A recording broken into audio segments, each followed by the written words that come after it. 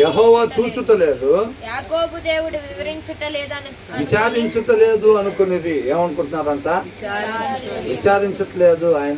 ఆయన చూడలేదు, ఆయన చూసేవాడు కాదు. ఆయన చూస్తే వాళ్ళు ఎందుకు అట్టగా ఉంటారు వాళ్ళు అనుకుంటున్నారు. అక్కడ అకౌంట్లో డబ్బులు ఎంత ఉన్నాయో ఇలా తెలుసా? తెలియదు. అక్కడ అకౌంట్లో డబ్బులు మనం వీళ్ళు ఏం చేస్తారు, ఎక్కడున్న అకౌంట్లు ఓపెన్ చేసి చూసుకుంటూ ఉంటారు. చూడు 75 లక్షలు, చూడు 8 కోట్లు అని చెప్పి, చూసావా మీ ఫోన్లో చూపించండి బ్యాలెన్స్ అంటారు వాళ్ళు.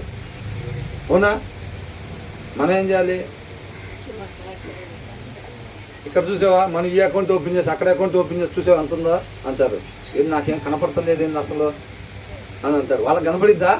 ఆ బ్యాలెన్స్ వాళ్ళకి కనపడదు.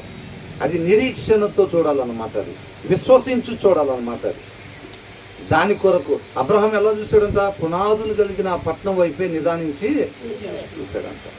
మనం కూడా అలా చూడటం నేర్చుకోవాలి. ఆ విశ్వాసం కావాలి. ఈ లోకంలో ఉంటా, ఈ లోక మాలిన్యం మనకి అంటకుండా ఉండాలి అని అంటే, అలాగ దేవుణ్ణి మహింపరచాలి అని అంటే, నిత్య జీవానికి వారసులుగా మనం ఉండాలి అని అంటే ఆ బలం కావాలి. బలం కాకుండా కోరికల కంటే మాత్రం ప్రయోజనం ఏమీ లేదు. ఈ లోకంలో ఏం చెప్తారు తెలుసండి? కోరికలు కనాలి, మన డ్రీమ్స్ కనాలంట. బాగా ఆ డ్రీమ్స్ని ఫుల్ఫిల్ చేసుకోవాలంట. ఏం చేయాలంట? బాగా కళలు కనాలంట. ఆ కళల కోసం మన శ్రమను ఉపయోగించాలి. దేవుడు దానికోసమేనా బెంచ్ కార్లో తిరగాలని పిల్లలు మనం కలగని దానికోసం పగలు రాత్రి ఓటీలు కూడా పని చేసుకుంటే దేవుడు దానికోసమే గుర్తించాడు మనల్ని. అంతేనా?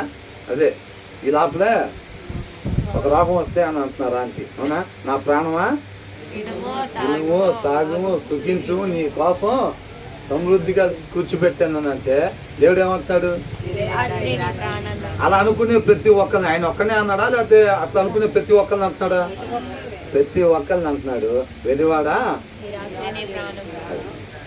ఆయన కృపను. చాలా మంది ఏంటంటే పని చేయకుండా శరీరాన్ని దాచుకుంటూ ఉంటారు. దేవుడు ఈ శరీరం ఎందుకు ఇచ్చాడు? కష్టపడతాను, ఆయన నామ మహిమ కొరకు, ఆయన చిత్తాన్ని నెరవేర్చడానికి ఇచ్చారు. కొంతమంది ఏంటంటే ఎండలో బారు 11 దగ్గర నుంచి సాయంత్రం 4 దాకా బయటికి రారు, జాగ్రత్తగా దాచుకుంటారు. దీన్ని దాచుకొని ఎక్కడ పెడతారు? రేపు పురుగులకి. ఏంటంట?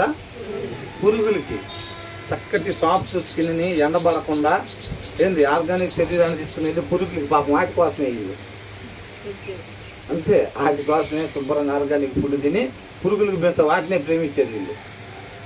అవునా? కాబట్టి ఇలా అంటున్నారు, యెహోవా చూచుటలేదు, యాకోబు దేవుడు విచారించుటలేదు. వీళ్ళకి లోక సంబంధమైన ఎదుగుదల కనపడాలి. వాళ్ళకి కనపడితే వాళ్ళ దేవుడు కూడా నిజమైన దేవుడు.